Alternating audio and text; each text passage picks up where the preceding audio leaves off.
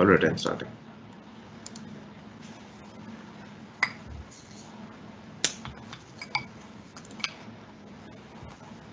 Good evening, everyone. We welcome you to the fifth talk in the elementary lecture series. In this webinar series, we invite eminent chemists from around the world to introduce the current frontiers of research in chemistry to undergraduate and school students.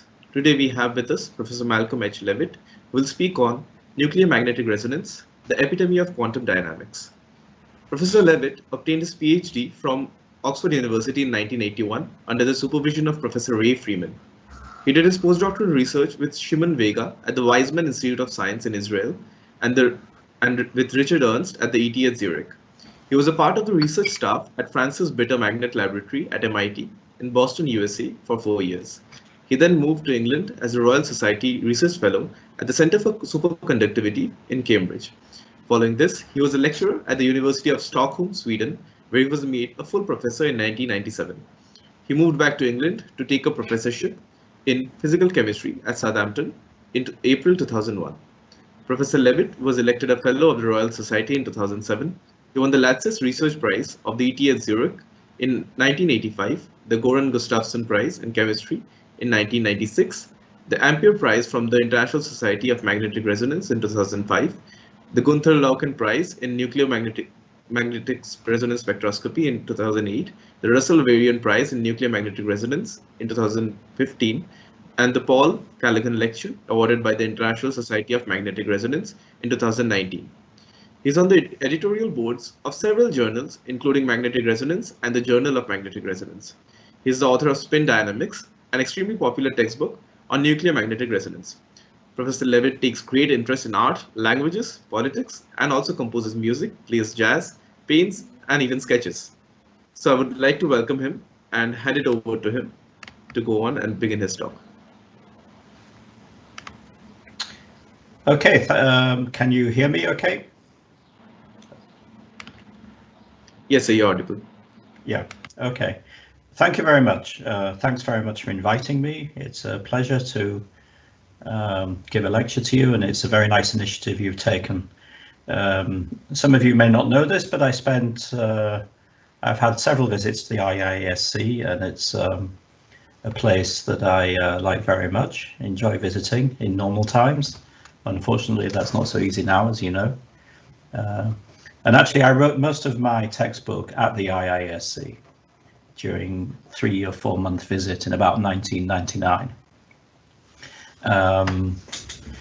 Okay, so what I thought I'd talk to you about is to give a summary for you of what NMR is, why I find it an interesting field, and why do many others.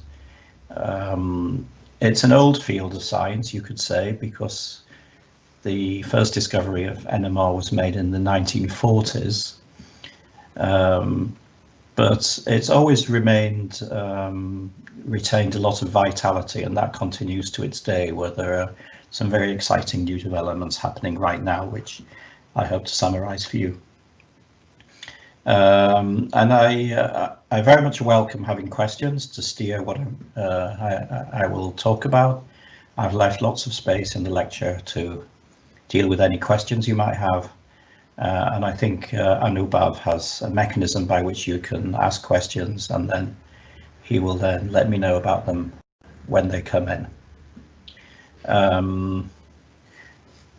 So let me try to give an overview of what NMR, nuclear magnetic resonance, is about. So on a very basic level, the top left image here is actually, it looks like an artist's drawing, but in fact it's a three-dimensional MRI image. Magnetic resonance imaging is one of the branches of nuclear magnetic resonance. So that's a real image of somebody's head, which has been computationally peeled back.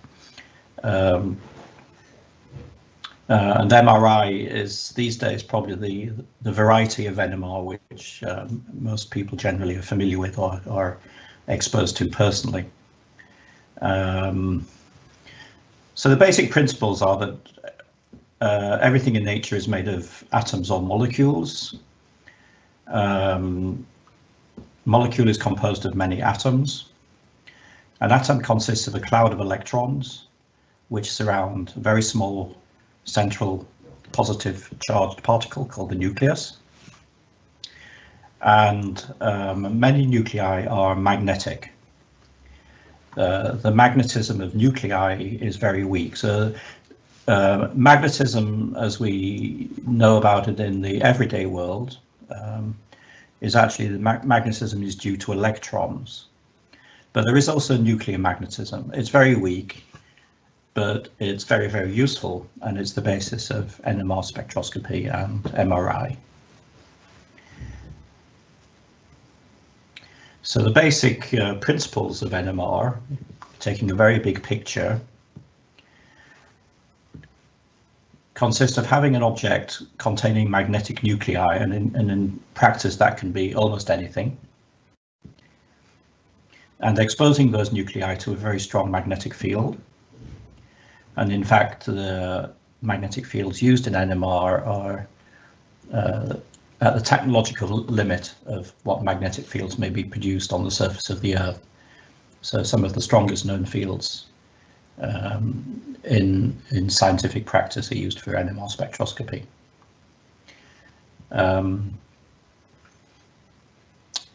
One can stimulate these nuclei by applying radio waves with just the right frequency. And then the nuclei will then emit those radio waves in a distinct pattern, which may then be analyzed to get out all sorts of different information. And the variety of information one can extract from NMR signals is extremely broad. So it may be information about molecular structure, or molecular dynamics, or anatomical information, as in MRI, various emotional features such as how rapidly the molecules tumble around, or how rapidly parts of the protein move with respect to each other, or the flow of objects and liquids such as blood, for example. All of this may be extracted from the NMR signal. So as Anupam mentioned, I wrote a book about this, which is now in its second edition, which explains the principles of NMR, hopefully in a reasonably accessible but rigorous way. And I just extracted a little paragraph from the beginning of the book, which just summarizes. I think what I did when I wrote this paragraph was I basically took a large collection of papers and basically scanned over them to find the sorts of things that NMR was used for at that time. In fact, one can now even add to this list. So we have all sorts of physics-y sort of topics, like where do we have quantum computing, for example. In fact, I would add to that now some topics such as fundamental physics, such as the search for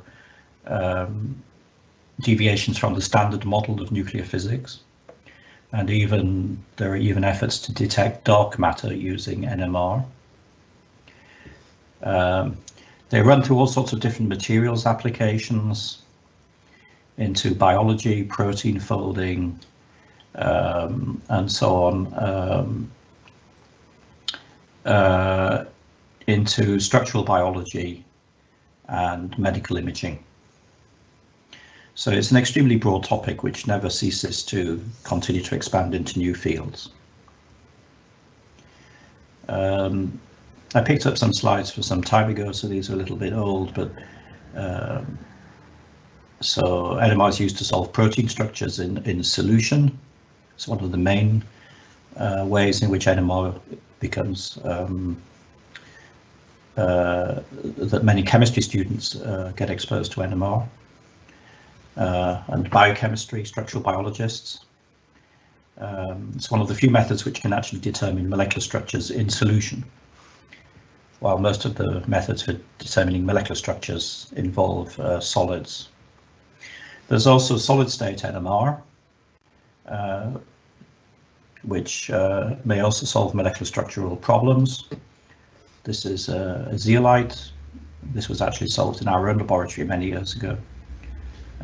So this is what's interesting about this really is that the structure which is solved is not done by the means of crystals, which is one of the main ways of determining molecular structures of solids is crystallography.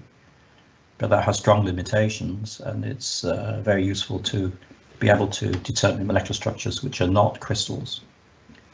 Many substances don't form crystals. And then, of course, we have MRI and its different variants. This is an example of functional MRI, which is one of the most exciting variants of magnetic resonance imaging, in which images are compared when the brain is performing different tasks. So, for example, processing images or processing sounds, and different parts of the brain light up, depending on what one is thinking about, or what particular type of work the brain is doing at some particular point. And that's become actually its own field of experimental psychology, in the sense that one can attempt to correlate psychological processes or mental processes with brain activity in different areas of the brain, and actually develop theories of psychology based on that experimental information, something which until recently has been impossible to do. So it's making a huge impact overall of science. There have been 3 recent Nobel Prizes in NMR. My supervisor when I was at ETH was Richard Ernst, and he won the Nobel Prize for Fourier Transform NMR in 1991. We had Kurt Wüthrich in 2002 for biomolecular NMR, and magnetic resonance imaging won a Nobel Prize in 2003, Paul Lauterbur and Peter Mansfield. And it wouldn't be surprise anybody if there were further Nobel Prizes for some of the recent developments of NMR as well. So some of the recent advances, and these are things I will talk about a little bit later. So one of the exciting topics which is going on in many laboratories around the world is a topic called hyperpolarization, which describes a set of techniques which may increase the signal strength of NMR and MRI by huge factors, in some cases exceeding 10,000. And there's a range of practical methods now for doing this. Some of them very difficult, some of them not that difficult, but limited in other ways. And for example, our laboratory is concerned with 2 of these sorts of methods. There is also advances in fields for increasing the memory lifetime of nuclear spin systems. These are called singlet states, is one example of that, and that's also an activity of our group. And hyperpolarization has now gone into real MRI, so including the detection and characterization of cancer, because it enables one to take images not just of the water content, which is what an ordinary MRI image does, but to take images of metabolites in low concentration, which tell you about what the cells in the body are actually doing, and which ones are hyperactive, like some types of cancer cells. So that's gone as far as real clinical trials on human patients, and it will be appearing probably in clinical practice in the next few years. Yeah, just scanning the landscape of what's actually going on in the field right now. I think there are some very interesting developments. For example, if you're a physicist, then you may be interested in testing models of the universe. So For example, the standard model of nuclear physics, which treats how the different forces interact and derive with each other. Now, we normally think of tests of fundamental physics as involving enormous accelerators, and of course that work is extremely wonderful, but it is also extremely expensive. But there is in fact a branch of physics which looks for deviations, interesting deviations in physics expectations, not using high energy physics, so accelerators and so on, but actually essentially on desktop devices such as NMR spectrometers. So essentially looking for new physics, as given in the title of this review, searching for new physics, but using atomic and molecular spectroscopy, of which NMR is one variant of that. So NMR is starting to make an impact, actually, even in the level of fundamental physics. There was a period when there was a great deal of interest, actually, in using NMR for quantum computation. To some extent, that's faded in importance a little bit, it's probably fair to say. But there's still a strong activity in this area, actually, in nuclear spins that to some extent, not in all aspects, but in some aspects, perfect vehicles for performing practical quantum mechanics. They have very long coherence times. They may be manipulated easily using commercially available electronics, and have a great deal of possibilities for detection of selective nuclear spins from different regions of the sample or different parts of the molecule. So they may be used for demonstrations of quantum computing, but until recently it's not really been possible to look at single quantum systems using NMR, but that is also changing. If I just one of the hottest areas, I would say, in magnetic resonance right now is the development of very exciting nanoscale methods for looking at very small numbers, performing magnetic resonance experiments on very small numbers of nuclei or electrons. This is just one example of a very large number of papers in which new detection methods involving lasers and what are called diamond vacancy centers may be used to detect magnetic resonance from very small numbers of nuclei or electrons, in some cases just single electrons and nuclei, and perform localized magnetic resonance experiments on tiny numbers of quantum systems. And that is in itself then driving a bit of resurgence in the use of NMR as vehicles for quantum information processing and quantum computation.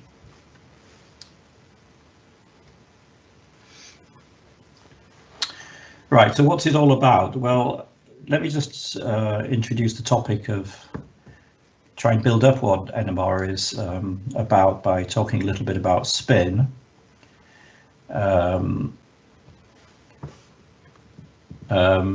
Spin is a variety of angular momentum. So angular momentum is a physical quantity of a rotating object.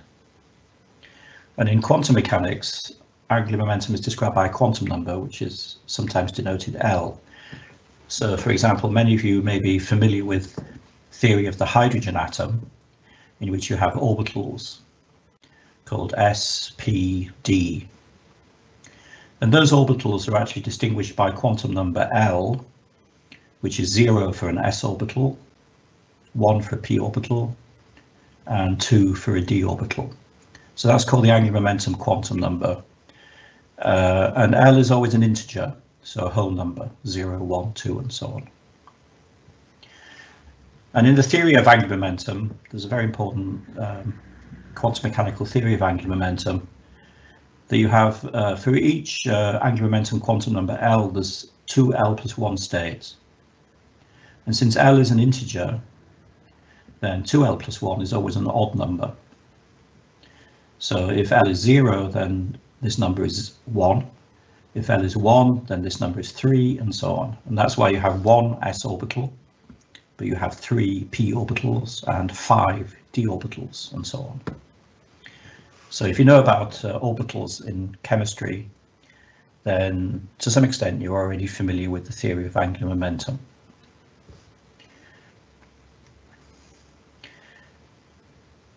Now, about 100 years ago, it was found, though, that there were some, from spectroscopy, that some states seem to have an even number of states, which is not consistent with an angular momentum L being a whole number.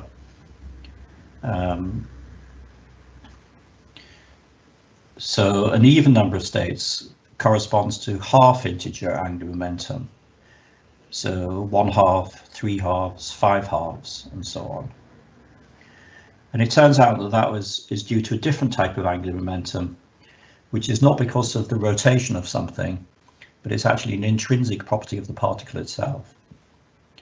So a bit like the mass or the charge. I think we're comfortable with saying that the proton, for example, has a certain mass and it has a certain charge. So to those intrinsic quantities of mass, charge, we can also add spin. It's a property of the particle itself. It's not because of its motion. And this may have a half integer quantum number. Right, so it's intrinsic to fundamental particles like mass and charge. And later on, when quantum mechanics and relativity theory were combined, then this was found to be explicable for the case of the electron, and this was done by Paul Dirac. So if we learn, when we learn about the particles in nature, we learn in chemistry at least about the electron, which is spin half. We learn about the hydrogen nucleus, the proton, which is also spin half, and the neutron is spin half. In fact, protons and neutrons are themselves made of quarks, and they're also spin half. So actually, most of the particles in nature are spin half particles. There's also the photon, the particle of light, which is in fact spin 1. The spin of the photon is actually associated with its polarization. So when one uses polarized sunglasses or something, then one is exploiting the spin of the photon, although that's not normally taught in chemistry, for example, which is a shame, but that's how it's usually done. So let's just review what we have in the universe, actually. So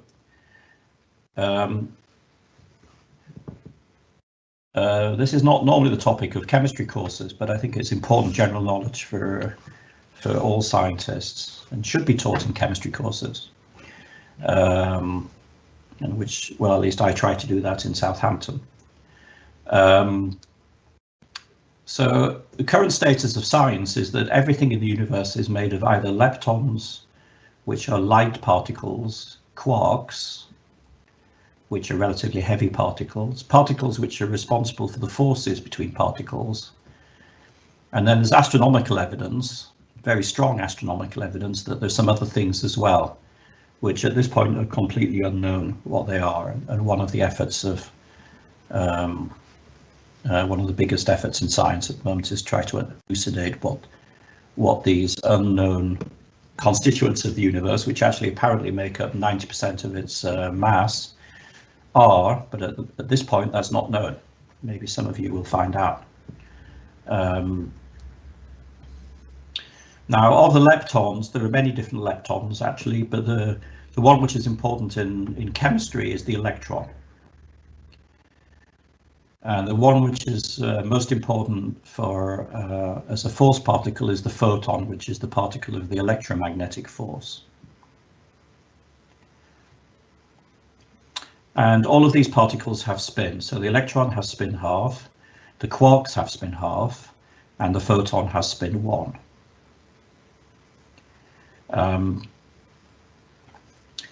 And 3 quarks can combine to make a neutron or a proton. And in fact, the spins of the quarks also combine through a certain set of rules, which I don't have time to talk about. But the neutron also gets its spin from the quarks and is spin half, and the same for the proton. So we have electron spin half, neutron spin half, and proton spin half as the basic constituents of the atoms and molecules. And the spins of the neutrons and the proton can combine.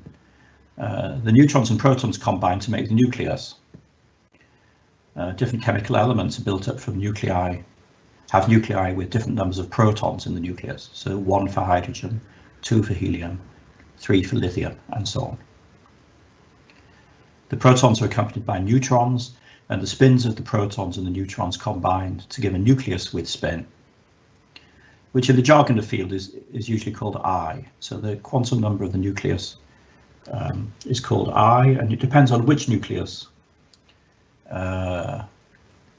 one's talking about. So different nuclei have different spin quantum numbers. But the main point for us now is that if a nucleus has spin, then it's also magnetic. So some nuclei don't have spin, some very common nuclei actually, like the main isotope of carbon, carbon-12, does not have spin and is not magnetic. But there's a minor isotope called carbon-13, which has an extra neutron, and that does have spin 1/2. So the electrons in the nuclei combine to make atoms, and the atoms combine to make molecules. And what NMR is about is the spin of the nuclei.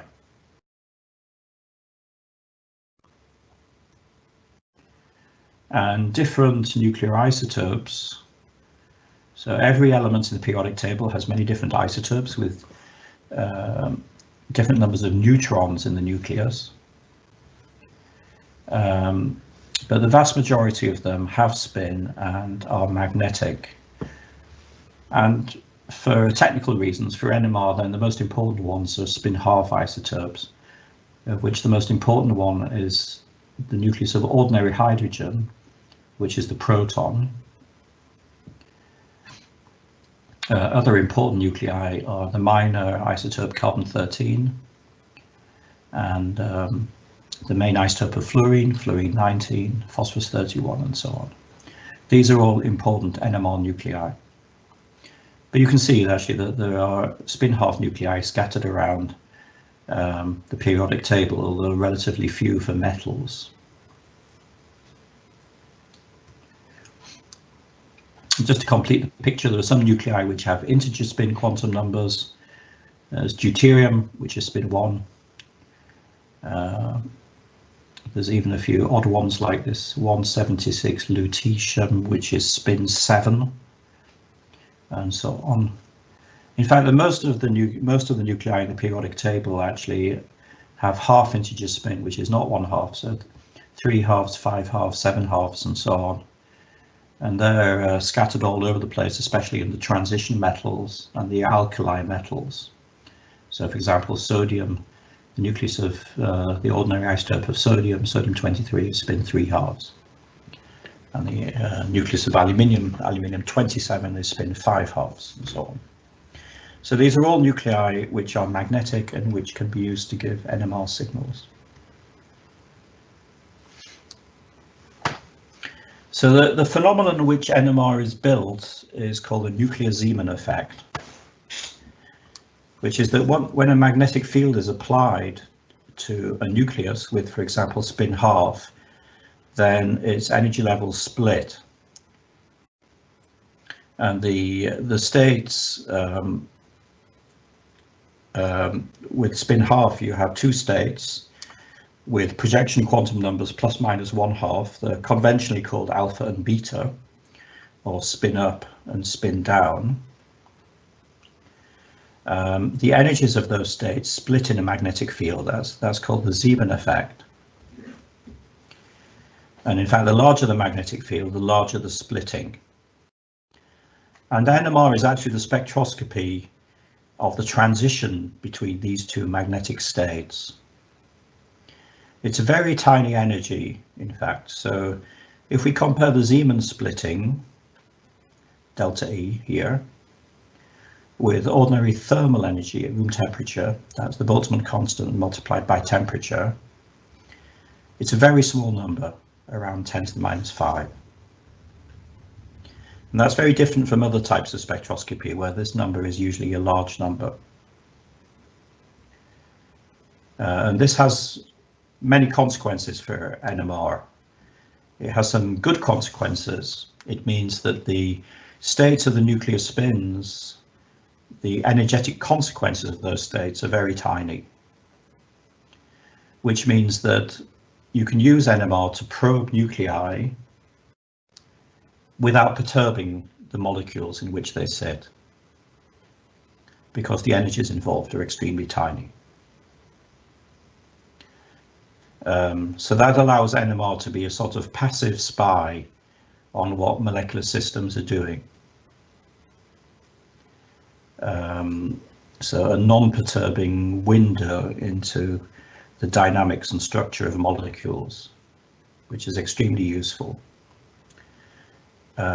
It's also bad news because it means that since these energies are very small, that you need a lot of nuclei to get a detectable signal.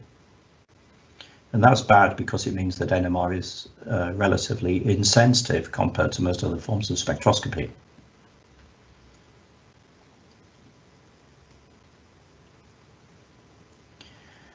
Right, so the splitting, which if you express it in frequency terms, is called the Larmor frequency.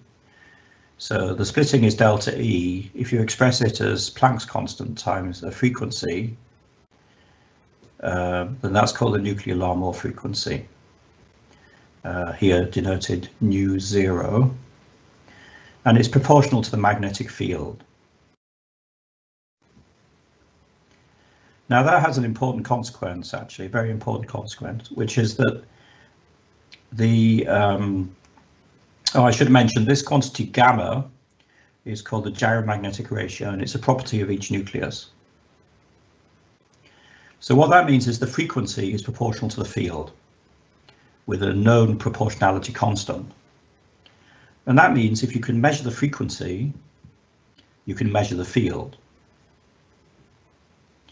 Now, a frequency is a number of oscillations per second and can be measured extremely precisely. So measuring the NMR frequency, the Larmor frequency, enables you to measure the magnetic field with extremely high precision. And that's one of the bases on which NMR is built. That essentially in NMR, we are measuring magnetic fields at the site of nuclei inside molecules and atoms. And just to put some pictures, figures on this, a few years ago when I made this slide, this was the largest commercial magnet, NMR magnet, with a frequency of 1 gigahertz, which corresponds to a field of 23 Tesla about. In fact, now the largest magnet is about 1.2 gigahertz, so a bit larger than this. But with extreme developments of technology, it's possible to build magnets which have these extremely high fields, which are extremely stable and homogeneous. If we go down in field a bit, we could get to MRI, where the nuclear Larmor frequency is about 60 megahertz. It's a typical MRI field of 1.4 Tesla. And then we can look at more recent developments, or let's say less conventional forms of NMR. It's possible to do NMR in the Earth's magnetic field.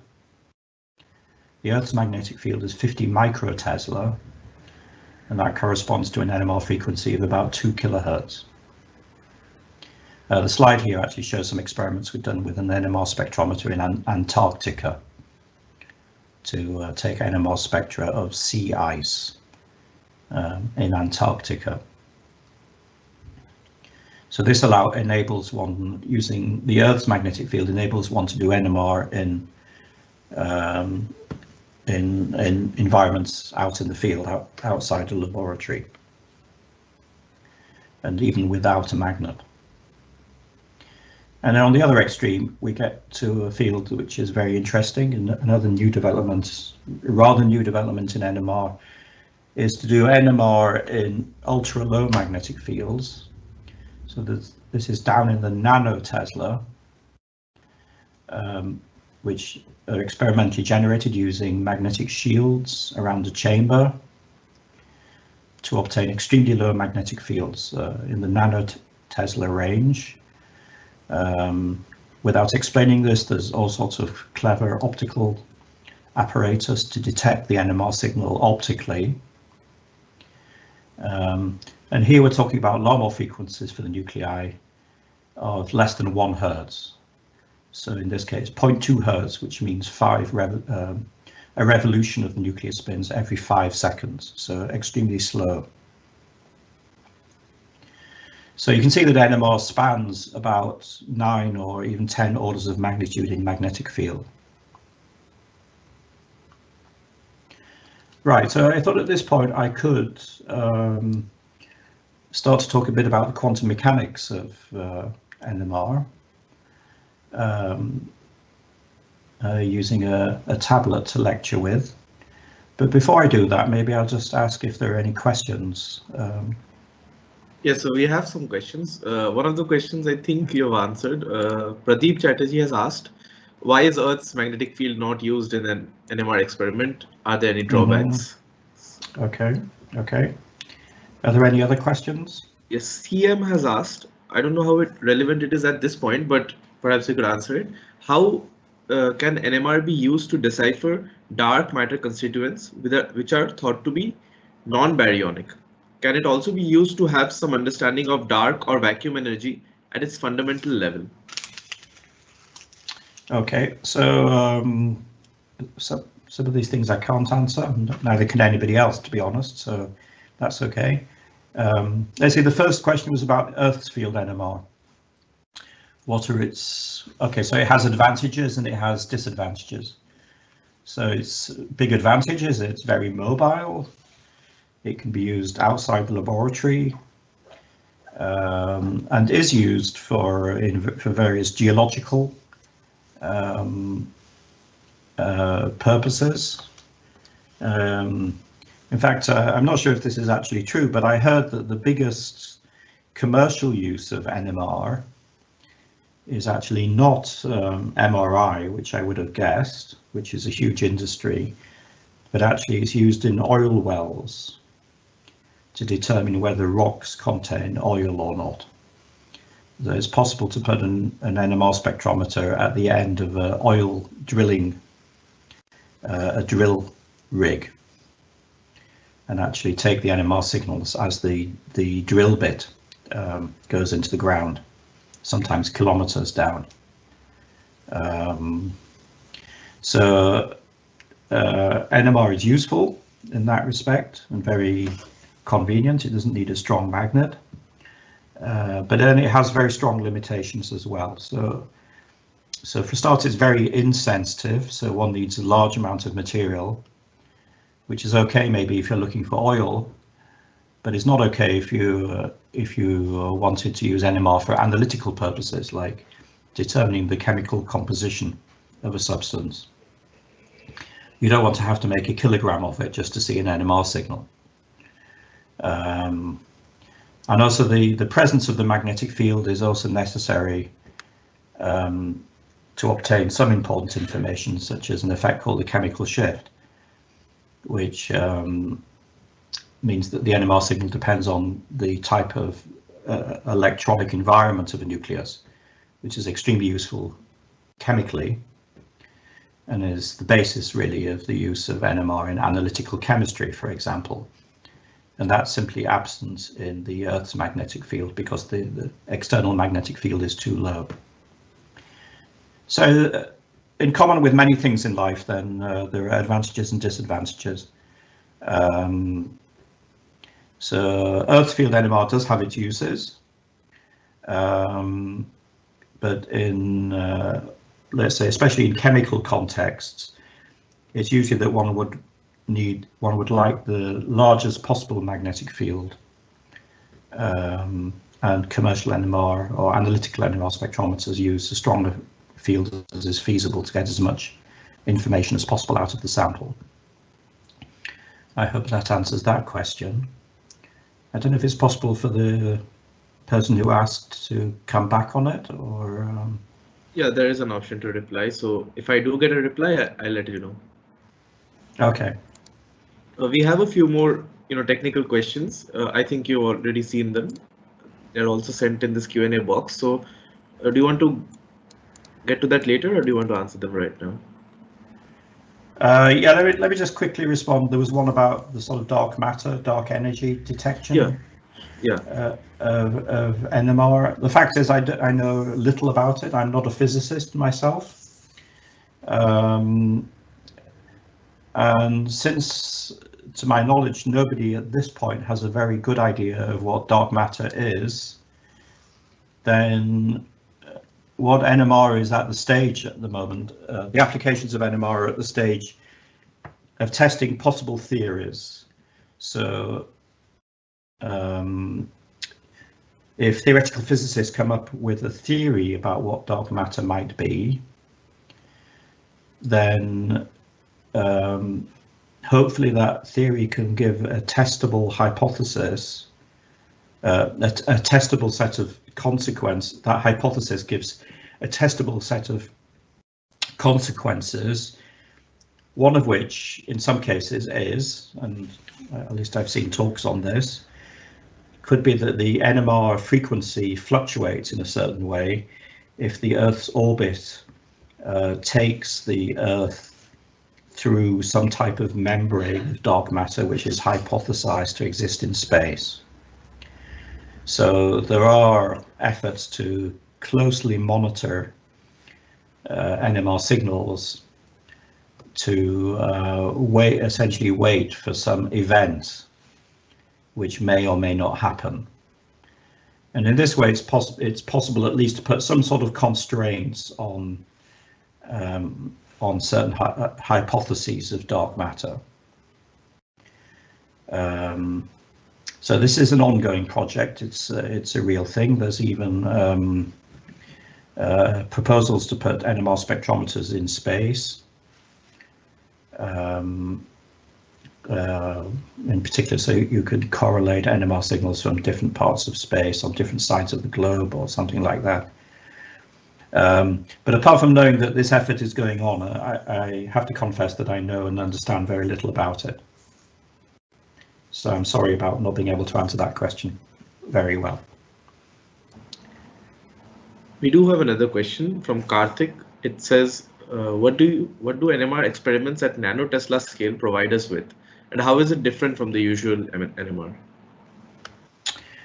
Yes, it's a very interesting topic, and actually one which our lab is going into right now.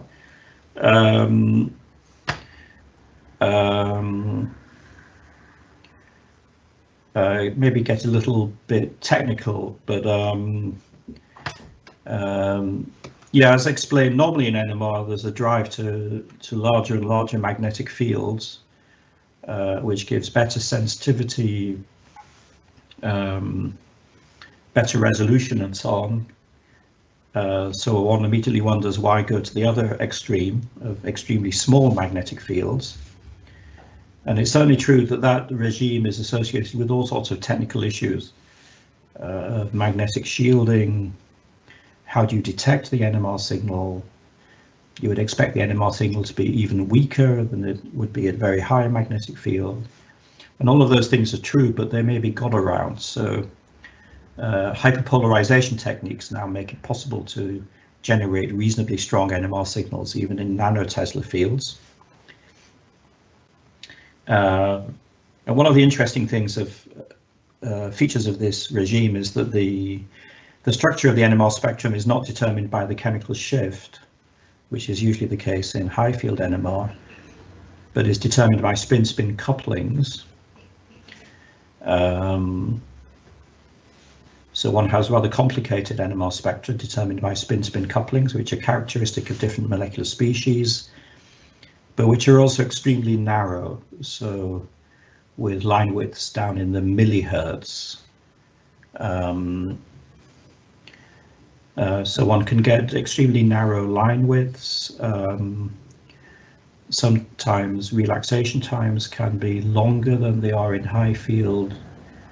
There's various unusual manipulations one can do on spin systems which are hard to do in high fields. It's hard to explain more without going into too much technical detail, but it is an active field of research and an interesting one. So in our laboratory, we are actually now constructing apparatus which can very rapidly shuttle a sample from a high field magnet through about 9 orders of magnitude in magnetic field into a shielded chamber and then back again. I hope that may partially answer that question. So do you want to take one more question? I have one more question for you if you want, or we can get back to it later on. Okay, so can free radical reactions occurring in cells be investigated by NMR? I feel that phase and density variations would make the process difficult. Also, lack of spatial or temporal control over the reaction to be probed may make the process inefficient. Are there ways to overcome these problems? Okay, that's not an easy question to answer. Free radical reactions. So free radicals are species with unpaired electrons. Unpaired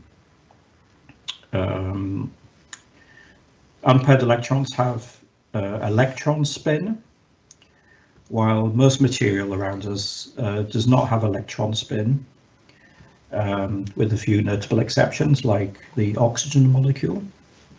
So free radicals have electron spin, and those electron spins can couple to the nuclear spins and may have an influence then on the NMR signal of nuclei. So to some extent, through that indirect influence of electron spins on nuclei, then to some extent it's possible to study free radical reactions using NMR. However, I'm not sure it would be the best technique, so it would be more suitable, I would guess, to use electron spin resonance or electron and paramagnetic resonance, which is another variety of magnetic resonance, which can study the electron spins directly. And that would be that's probably a more appropriate way to study free radical reactions. It's more sensitive. There's EPR imaging, which gives spatial resolution as well. So if one is interested in exploring that area, I would imagine that EPR would be the way to go, not NMR. Nevertheless, there may be some indirect ways in which EPR can be used in NMR. So for example, EPR can be combined with NMR to give hyperpolarized NMR signals. So it's a complex question with a complex answer. Hard to give a simple answer, but to me, the first direction to go in studying free radical reactions would probably not be NMR in the first place, but EPR. I hope that is a reasonable answer for that. Thank you, sir. I think we can proceed for now and come back to the rest of the questions later. Okay. Yeah, so what I thought I would do now is just go a little bit into, well, having essentially summarized the scope of NMR and the different areas in which it's used and the sort of instrumentation one has, I thought I would just talk briefly a bit about the quantum aspects of NMR. And I thought I'd do that actually not using slides, but just by drawing stuff. So let me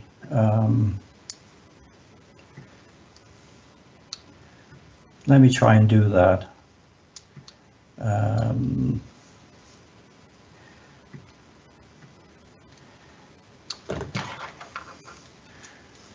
Right, so I guess one of the things I wanted to get across was the following. So let's suppose we have a spin-half nucleus, then we have two energy eigenstates, which are conventionally called alpha and beta,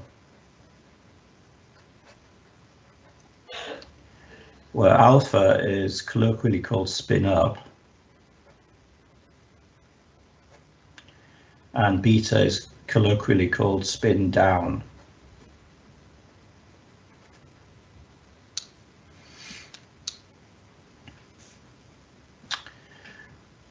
And if one allows, so suppose, for example, these are just protons, so hydrogen nuclei, for example, in a sample of water in a magnetic field. So there's a Zeeman splitting between the alpha and beta states.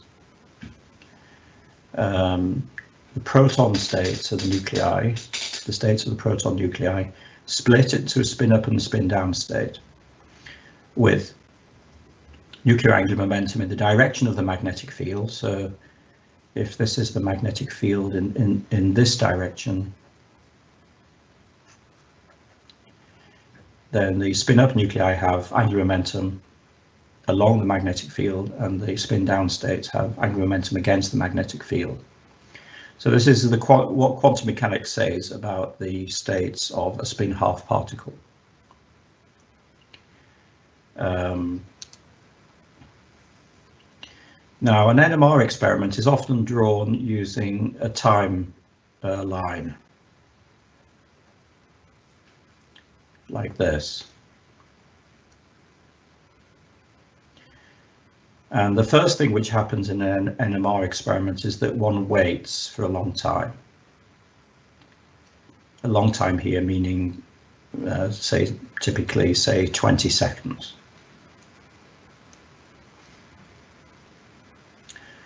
Now, what happens in this time is that the nucleus spins, the protons in water, for example, reach thermal equilibrium with the molecular environment, which for a sample of water is at room temperature or whatever the temperature is in the magnetic field. And according to the laws of statistical quantum mechanics, what happens is the nuclear spins reach what's called the Boltzmann distribution of populations amongst the energy levels, which means that the lower energy states get a little bit more population than the upper energy states. So this is the Boltzmann distribution. So at this point here we have thermal equilibrium,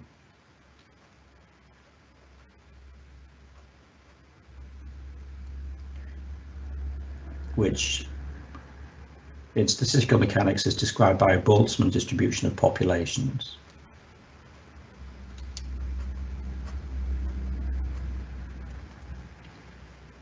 And for those of you who are doing undergraduate chemistry, then I would expect that the Boltzmann distribution is going to be described at some point during your courses. So I won't go into it here. So the protons of water are happily sitting with a bit more than 50% of the protons in the alpha state and a bit less than 50% of the protons in the beta state. In fact, there's a very tiny population difference between these two states. So the difference between the population of the alpha state and the population of the beta state in equilibrium relative to the total population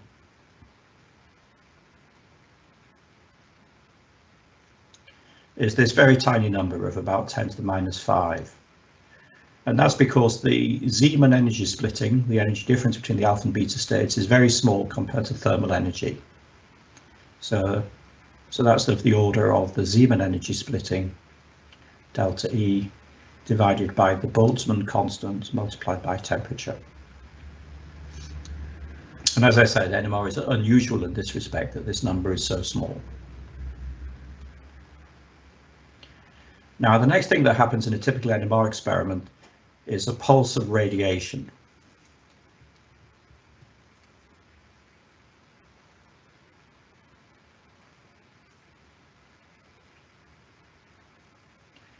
So basically we have our sample of water in a tube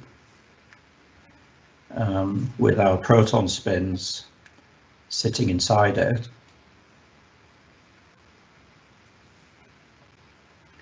In a strong magnetic field.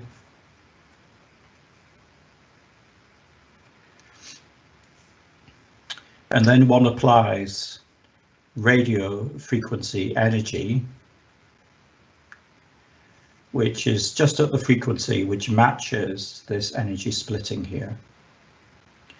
And that's what this radio frequency pulse, as it's called, does here.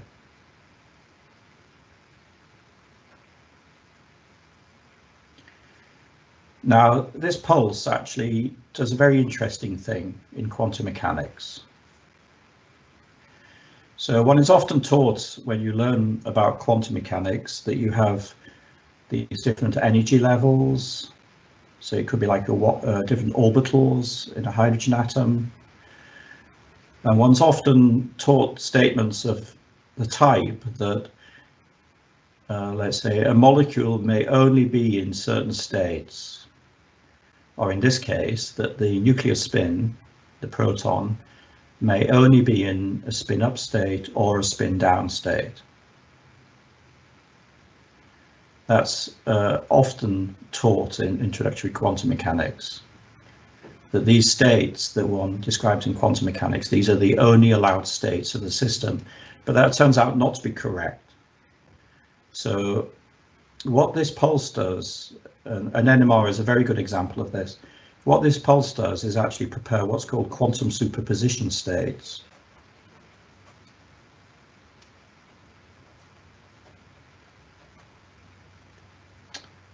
Apologies for my writing with the tablet, it's not very good today. Quantum superposition states. So instead of having the state alpha or beta, one actually prepares a system in which a given proton is in a mixture of alpha and beta at the same time. So it's not in the, technically one writes the state of the system using this ket symbol. Ket psi is the superposition of alpha and beta. So it's not in state alpha, it's not in state beta. It's actually in a mixture of the two. So this is a bit like the famous Schrödinger cat.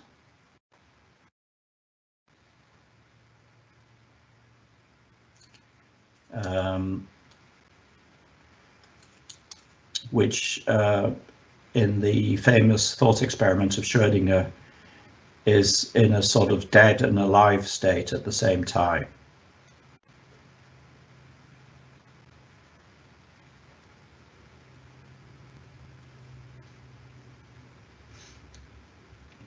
So the pulse of radio frequency energy, which is a coherent pulse, which means it has the same phase and frequency at different points in the sample, generates what's called a coherent superposition of these quantum states.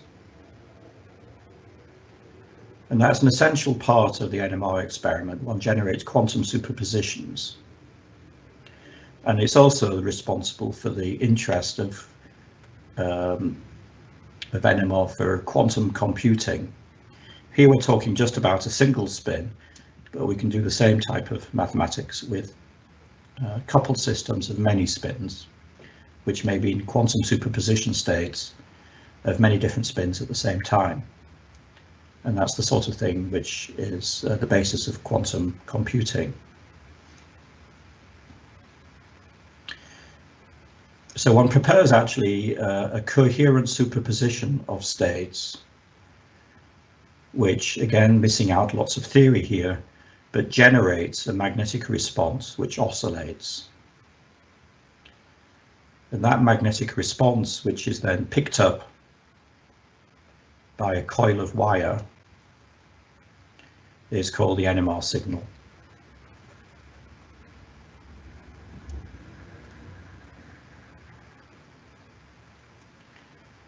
and that's amplified, taken off into the electronics of the computer, digitized into the computer, processed digitally by an analysis technique called Fourier transformation, and you end up with the NMR signal, the NMR spectrum.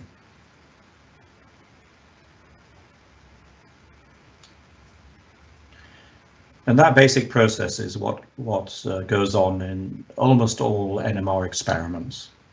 So preparation, which in this case is just waiting with the sample at rest in the instrument to build up a thermal equilibrium Boltzmann distribution, although there may be other methods which involve hyperpolarization, for example. The application of coherent pulses to generate quantum superposition states, which evolve in an interesting way, generate NMR signals, which are then Fourier transformed to get NMR spectrum, or in some cases an NMR image, and so on, depending on all the different procedures which take place between the excitation and the generation of the signal. So that's the fundamental sort of quantum description of NMR.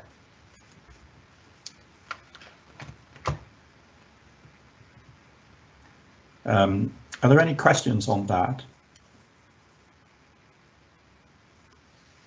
I don't think we have questions about what you've done in the past few minutes. I think one person asked that shouldn't the protons be in superposition of spin up and spin down state instead of the eigenstates, but I guess you clarified that. Yes, that's right. They are after the pulse, then they are in superposition states. And in fact, you can argue that in thermal equilibrium they're in superposition states as well, but without a coherent phase relationship. But that maybe gets off into a little bit of a technical discussion. Okay, so if I, having just had that little digression, I could then talk a bit more. So the principles of NMR then are built on the idea that by measuring the Larmor frequency, one measures the magnetic field at the nucleus. And that magnetic field can come from different sources. So it may come from the apparatus, and in particular the apparatus is designed to generate a strong main field, but it may also come from the molecular environment. So in particular the electrons generate magnetic fields, and that effect is called a chemical shift. And also other nuclei in the molecule, which are also magnetic, can generate small magnetic fields. And that is responsible for an effect called spin-spin coupling. So analytical NMR, which is a very important tool in chemistry, essentially exploits this, applying a main magnetic field, which is very stable and very strong, and then exploring the very small magnetic fields generated by electrons and other nuclei in a molecule. And this gives important clues to molecular structure. So in undergraduate chemistry, one usually works a lot with such NMR spectra, figuring out what the different chemical shifts, which are the frequencies of the peaks, and also these multiplet splittings, which are due to the interactions of nuclei with each other through the electrons, what they mean. In MRI, there's another aspect comes into it. So again, we have the main magnetic field, which in this case is generated by this large horizontal magnet, which is large enough to accommodate a person. But one has additional coils from the apparatus which generate field gradients. A field gradient is a magnetic field which depends on spatial position in a well-defined way.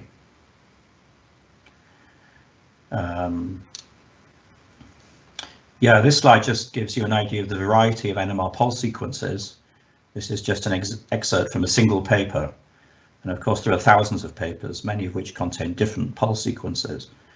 So NMR is an enormously flexible tool for designing different sequences of coherent, enables the application of different sequences of coherent irradiation, which do different manipulations on these quantum states, and with the view of conveying different sorts of information to the spectroscopist about molecular structure and dynamics. And there's also two-dimensional and multi-dimensional NMR, in which the spectral information is spread out not just in one dimension, but into two or more dimensions. With the two-dimensional spectra can be represented as these sorts of landscape plots, or more commonly now as a contour plot.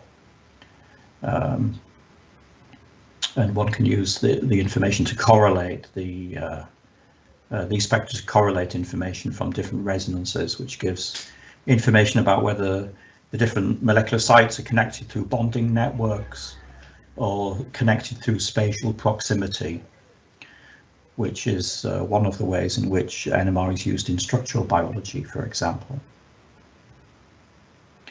Yeah, more examples. This one is from solid state NMR, in fact, of a membrane protein. So this again is also a very active field of research and development.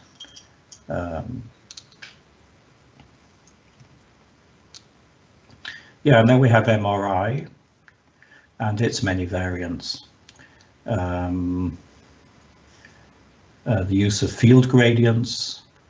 This shows actually a field gradient coil of an MRI scanner.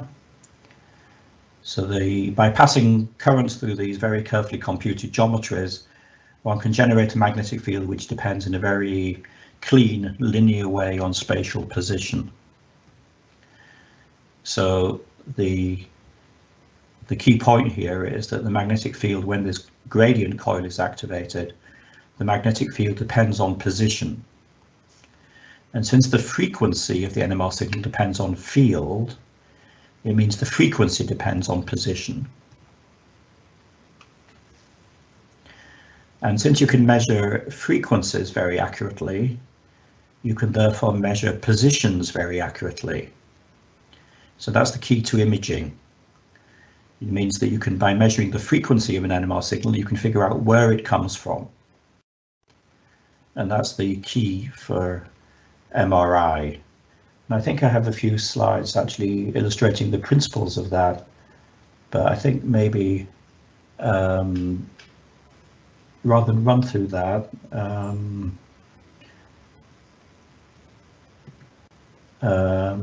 let me just skip to conclude the talk. So yeah, so MRI is essentially a picture of the proton density distribution in space, which is mainly due to fat or water,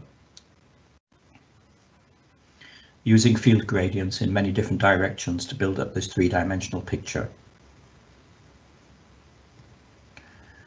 And I thought I'd just show this rather amusing example of MRI. Some of you might have seen this before, but for those who haven't, it's a pretty amazing example, actually. So this is these are MRI images of a man, a French man, turns out, who came to the hospital, or his doctor, complaining of headaches. So they took an MRI image, and to their astonishment, they found that the man's head was completely empty, actually. So this is all an empty fluid-filled space. And his brain is actually this thin layer just on the inside of his skull.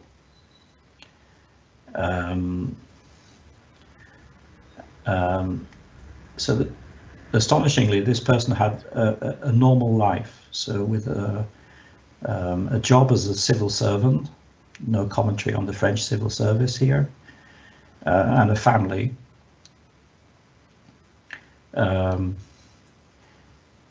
Which, apart from being pretty remarkable and quite funny in a way, oh, also teaches something important about the plasticity of the brain. I mean, what happened in the case of this fellow is that some medical condition was causing this fluid to build up in his brain, but it built up very slowly. So as it built up, his brain got more and more deformed, but the brain was able to adapt during the whole process. So in the end, the functions of the brain were then sort of distributed amongst this tiny sort of, this thin layer of tissue, essentially just placid on the inside of his skull, but still functioning as a normal brain. Pretty remarkable example, actually, just by itself. So MRI is one of the most wonderful developments in NMR, of course. It's a big industry. It's widespread everywhere, and there's lots of new developments which are very interesting. So one I mentioned is functional MRI, or fMRI, where different parts of the brain are activated depending on what the brain is doing, enabling essentially an experimental study of how different parts of the brain connect to each other and how they process information. There's a wonderful technique which I won't have time to explain today, but called diffusion tensor imaging, which enables one to process MRI images in such a way that one connects up fibers in the brain. So in this case, nerve connections between different parts of the brain may be connected in the experimental image.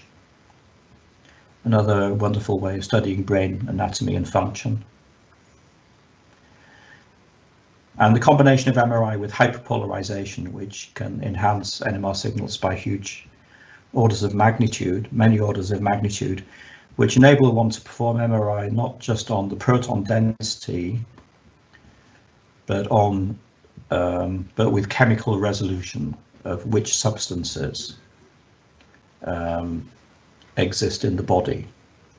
So this example here is actually from a heart, human heart. The light colors in these images represent carbon-13 data, actually, from hyperpolarized substances. So the subject here has been injected with carbon-13 labeled glucose, which has been previously hyperpolarized. So to generate, so the nuclear spins, the carbon-13 nuclei in this case, are in a highly non-equilibrium state, not a Boltzmann distribution, but a highly non-equilibrium state in which, for example, most of the spins are in the alpha state. And that gives NMR signals which are of the order of 10 to the 4, 10 to the 5 times stronger than usual. And that enables you to do carbon-13 imaging of the glucose, but also pick up which chemical substance it is. So carbon-13 glucose was injected into the bloodstream and shows up in the heart here. But in addition, the metabolites downstream of the glucose as well. So, for example, lactate. So this is generated because the glucose is being metabolized by the heart muscle to generate lactate. And also urea is being generated as a waste product of the metabolism. And it's actually, this is in one of the blood vessels leading out of the heart. So in this way, one can study in vivo in an MRI scanner metabolism of the heart, the brain, cancerous tissues, and so on. And that's another very exciting development.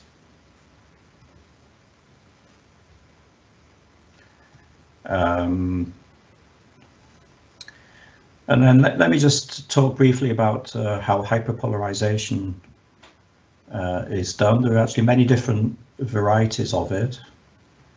The basic principle in hyperpolarization is to get around the Boltzmann distribution by bringing most of the spins down, for example, to the alpha state, giving huge NMR signal enhancements. This is one of the ways this is done. This was first described in 2003, but it's now gone into clinical practice in MRI scanners. It's a very complicated and difficult method, actually. So one has a second magnet, which is the polarizer.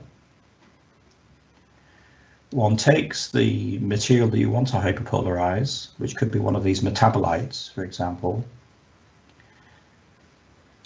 Somebody asked a question about free radicals. So here actually free radicals are introduced deliberately into the sample. And that's because the electron spins in the free radicals are going to be used. So it's doped with free radicals and then frozen down to a very low temperature of about 1 Kelvin. The next thing that happens actually is the sample is illuminated with microwaves. And there's a process called dynamic nuclear polarization, or DNP,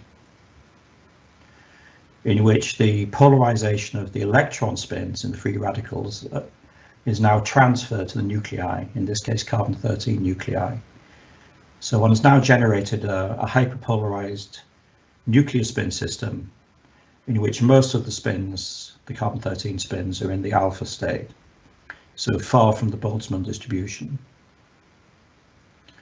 But the sample at this point is still at about 1.2 Kelvin. So the next stage is to dissolve it, and in fact it's done just by flushing a hot solvent through the sample, which dissolves it, and then taking it off into the NMR spectrometer or MRI scanner, where it is in fact injected into a human subject in the results shown, after many stages of quality control, of course. One gets spectacular results. So this is from the original paper in 2003. The spectrum below here, this is an ordinary NMR spectrum of, in this case, carbon-13 urea, but averaging 200,000 signals, a procedure which takes 65 hours. But with hyperpolarization, with a single acquisition, one gets this very strong, clean signal. So there's an enormous enhancement in signal strength, and that's now underpinned many new developments in NMR and MRI spectroscopy, including this. So GE actually markets a machine which performs this procedure for you and produces a hyperpolarized metabolite solution, which has all the sterile and clinical certificates required to inject into human subjects. And this was used now a while ago for showing the metabolism in prostate cancer.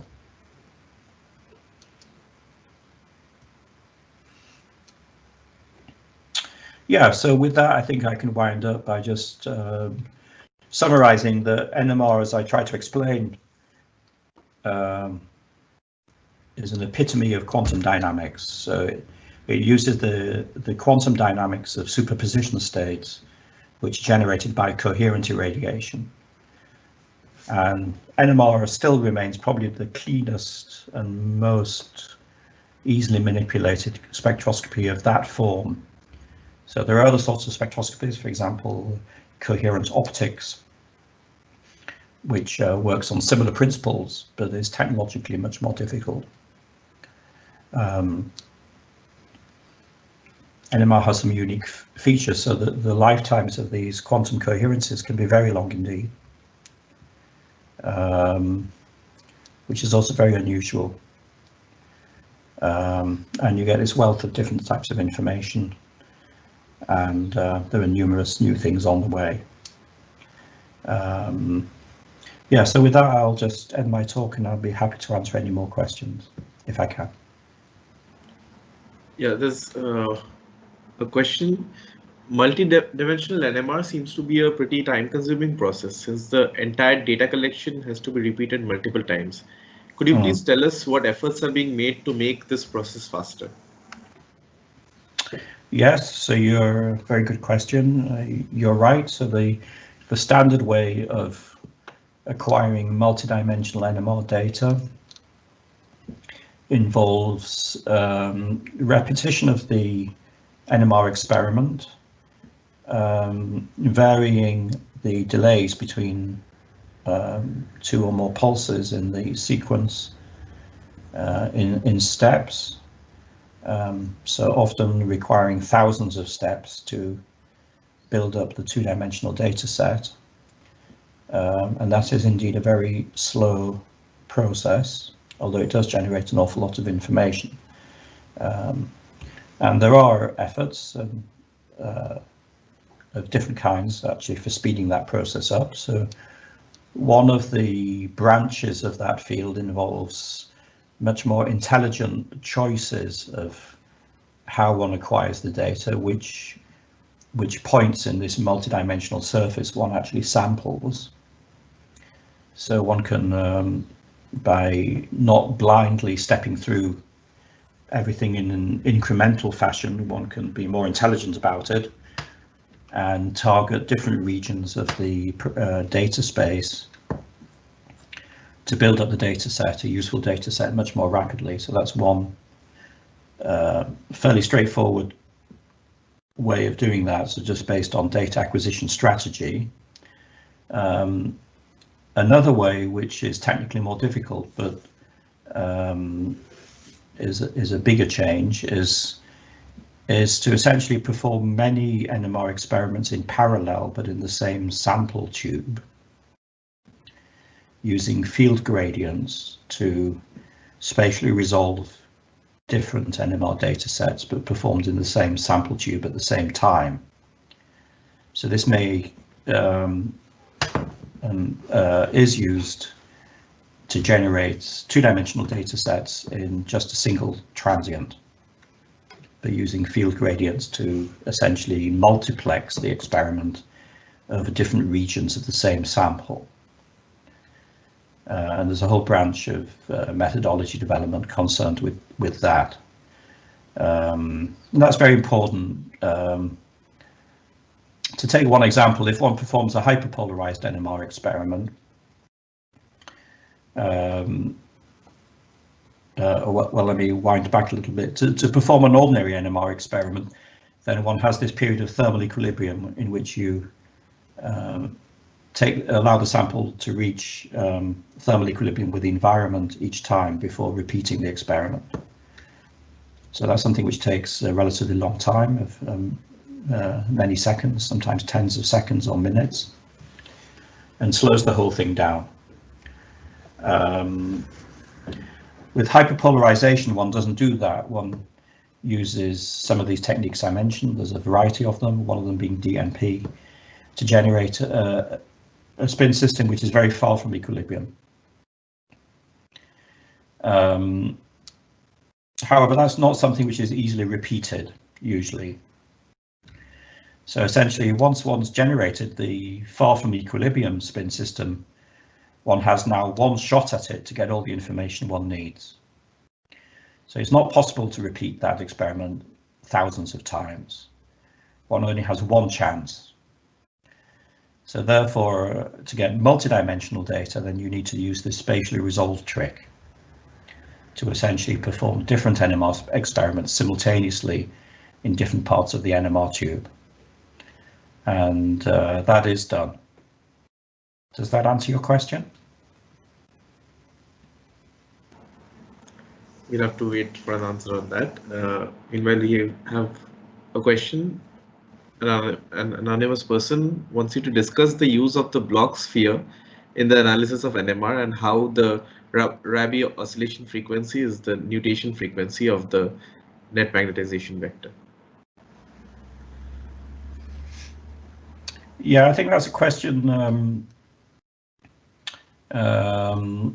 I mean, we could talk about that for hours. I mean, it's the Bloch sphere is one of the ways in which you can represent the quantum dynamics in a geometrical way.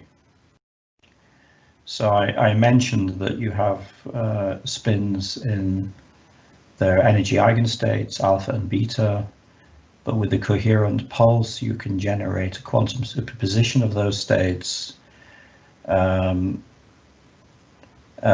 understand how that works, then one needs to go into the equation of quantum dynamics, which is the time-dependent Schrödinger equation. And that has, for a single spin half at least, that has a simple geometrical interpretation using the rotation of a magnetization vector on a sphere, which is called a Bloch sphere. But I think to explain that properly really requires like a whole lecture, and I don't have time to do it. I'm afraid I do try to explain this in my book and of course in various courses. And you can find many other sources and descriptions of that. So I don't think it would be possible for me. It's not possible for me now really to go into that. There's not enough time. I'm sorry. So would you want to take on a couple more questions, or should we end it here? Yeah, sure. Yeah, let's have some more questions. So isotopic enrichment is a common practice in NMR. However, is it possible to selectively enrich a particular site, especially when it is not very reactive? For example, deuterating a CH2 segment of a lipid much down the alkyl chain. Yes, well, this is essentially really a question of organic chemistry or synthetic chemistry. It's possible to pretty much do anything. Our group works a lot with synthetic chemists to generate substances with different types of isotopic enrichment and different positions. And it's really a matter of the skill of the synthetic chemist to produce such substances, and in fact they're often rather attracted to the challenge of placing an isotopic label in a particular site in a molecule and not in neighboring sites or other chemically similar sites, for example. So that's really not an NMR question, it's a synthetic organic chemistry question. But yes, it is possible to generate synthetically substances with isotopic labels in many different positions, either by synthetic chemistry. In biological NMR, then what is often done is something different, which is essentially use bacteria to enrich proteins by feeding the bacteria with a mix of nutrients which is isotopically enriched. And then of course the bacterium decides which site it's going to enrich, and it's possible to control that to some extent, but I think quite a lot of scrambling takes place. But that's typically used for generating isotopically labeled proteins, which are more commonly uniformly enriched in, for example, a particular amino acid.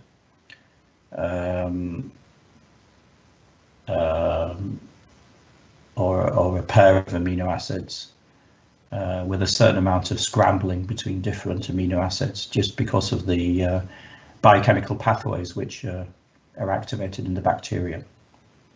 So the general answer is yes, it is possible to specifically enrich 1, 2, 3, or as many sites as you want. It's a question really of expense and time.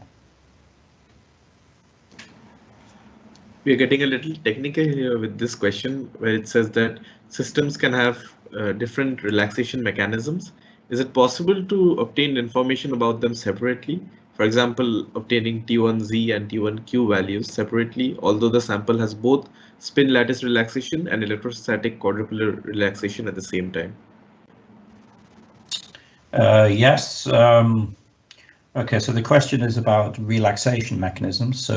So relaxation is the process by which quantum systems, or in this case nuclear spin systems, come back to thermal equilibrium with the environment. And that's typically a very complicated process with many different dynamical aspects to it and many different mechanisms, as the person who asked the question is aware of. Depending on the sort of nuclei, one has different mechanisms. They're different for spin half nuclei than spin 1 nuclei, for example. And the question is about, if you have many different mechanisms present at the same time, can you separate them? And that is indeed a technical question. It's very system specific. It depends on the particular system one is studying. It can be difficult to separate the mechanisms. Sometimes it's possible to do it cleanly by studying the relaxation over a range of magnetic fields, for example, which is another area in which NMR is advancing at the moment, is instrumentation for doing experiments at a variety of magnetic fields, changing the field rapidly, for example. So the answer again is there's no general answer to that question. It's system specific. It would require a close examination of the actual question, the actual system one is dealing with. In general, it's possible, but it may be technically difficult. But in some cases, it's relatively easy to separate different sorts of mechanism. So again, it's a relatively simple question, but the answer is complicated, and there's no single general answer to that. We have another anonymous comment. It says, "Thank you for the wonderful talk. I have seen that molecular structures, especially organic structures, can be deciphered from NMR signals. So how exactly can we find molecular structures with just data from nuclear resonance?" Okay, well, yeah, thank you for that question. That's again a question which requires a very long answer, really, to answer it properly. And essentially, it continues to be a whole field of research as to how to do that. But it is very successful. So, for example, Kurt Wüthrich was awarded the Nobel Prize for essentially doing this, precisely this, on biomolecules. And as usual, one needs to combine different sources of information. But just from NMR, one can really go a very long way to solving many molecular structures. So the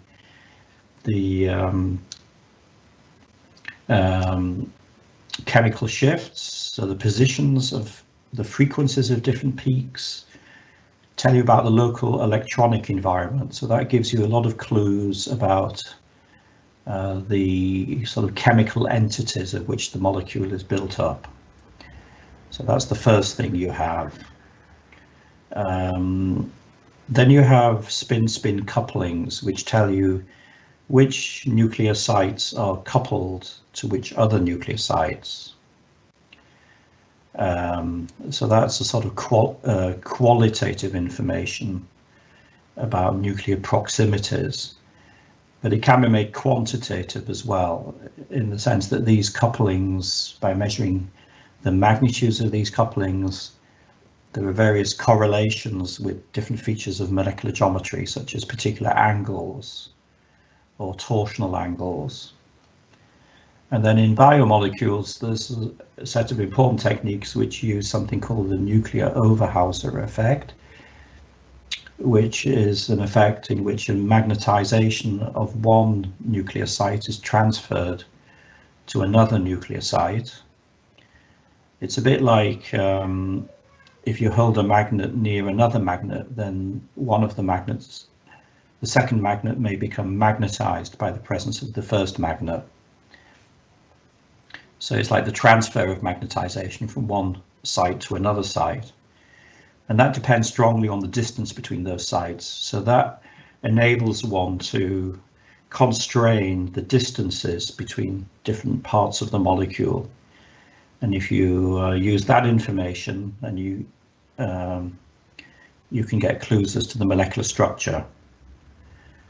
But a single two-dimensional spectrum of a small protein, for example, can very easily contain thousands of individual pieces of information. So it's not an individual piece of information which gives you the molecular structure, it's the combination of thousands of pieces of information. And with, smart techniques and knowledge about how to interpret these things, one can figure out what the whole molecule looks like. And not only that, you can also figure out how different parts move with respect to other parts and so on. So it is indeed possible to solve molecular structures from NMR alone. Although these days, as one goes to larger and larger and more complicated systems, it's more common now to combine NMR data with data from other techniques as well, like electron microscopy, for example. So all of these methods have strengths and weaknesses, and for very difficult and complicated problems, it's usually best to combine many different techniques. We have another question. It asks that, Karthik asks that, can NMR be used in studying mechanisms of biological enzymes in action and their conformational and chemical changes? Yes, absolutely. There are many research groups doing that type of work.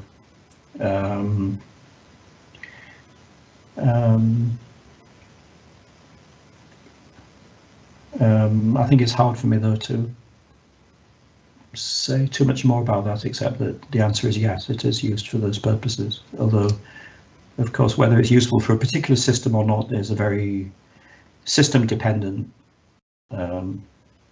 issue that one has to examine very carefully the actual problem which is in hand and figure out the constraints and whether NMR is the right tool and whether it will be helpful or not. Yeah, so I can't give a very good answer to that question. We've gone past the 90-minute mark, actually, so I'll take just one more question. It's from Avinash, which says that we always hear that the nuclear spin has no classical analog. How can we perceive it apart from using it as a mathematical quantity so that we have a more realistic understanding of what's really happening inside the nucleus? Yeah, well, that's a very an interesting question, and I find a very difficult one. I mean, I have to confess that even though I've been working in the field for my whole career, then I don't have myself a very strong physical picture of a nuclear spin, apart from knowing its mathematical properties. And maybe one can ask the question that maybe the spin is its mathematical properties and nothing more than that. Maybe we're looking for some aspect that simply reality cannot provide. So it's an interesting philosophical question, but it's very hard. When we say when we seek a more physical picture, it's hard to define what it is that we're actually looking for that the mathematics does not already provide for us. Maybe we have to be satisfied with the abstract mathematical properties. Maybe there's nothing else. Thank you, sir, for taking your time to answer all these questions. I would like to pass it on to Nikita so that she could deliver the vote of thanks. Hi, am I audible? Yeah, Nikita, yes. You're audible. Okay, so first of all, we would like to thank Professor Malcolm immensely for taking time out of his busy schedule and accepting our invitation and coming here and working out the logistics and making this online talk possible. It was a very, very fascinating talk. Professor, thank you. I particularly found the nanoscale magnetic resonance detection as well as various applications of NMR, especially the very interesting case of the French civil servant, very fascinating. I think it was very elucidating on a lot of things about that's happening in this field, and thank you for that. We would also like to thank the Dean of the UG program of IISc, Professor P.S. Anil Kumar, for making this talk possible. We would also like to thank Team Pravega for supporting and helping us in the organization of this talk. And lastly, we would like to thank you all for attending this. We hope you enjoyed it. And if you did, Pravega has hosted a bunch of other talks which you can find on our YouTube channel. Till then, goodbye and take care. Okay, thank you very much. Goodbye.